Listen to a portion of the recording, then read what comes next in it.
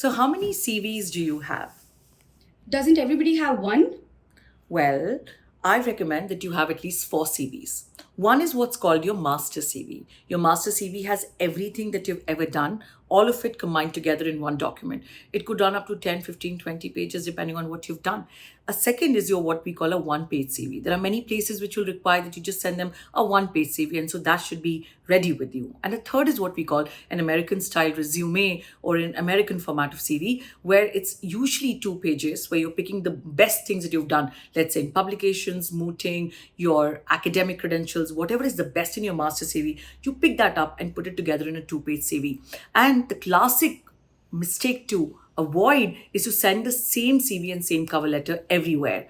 The idea is whenever you're writing to somebody, either that for be that for an internship opportunity or be that for a job, you need to tweak your CV and you need to tweak your cover letter to suit them. So get your 4 CVs done now. So have you done mooting? Yes.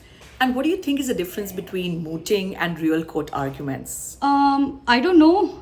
Well, I was an avid mooter at law school, but I remember my first hearing and beginning with, "May it please this Lord." And of course, the entire court burst into laughter. So there are many differences once you come from mooting and into real court setting. One of them is you begin with most of the times answering whatever the specific question that the judge may have in mind. So while your mooting helps you, you will have to tweak yourself and work a lot more on your skill set as to what actually works in a courtroom setting. I'm a first generation lawyer. Do you think you can be my mentor? See, that's a question that I'm asked very often, and I'm sure everybody who's in the legal profession is asked that question. But here's my advice for you. My question to you is, have you done your homework? Do not have pick my mind conversation where you're just writing to people and saying, "Will you be my mentor?" A better idea, in fact, is that you research about the kind of work they're doing and always ask yourself, what is a value addition that I can do?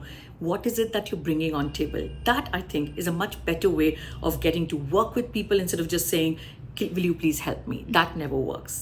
Thank you, ma'am.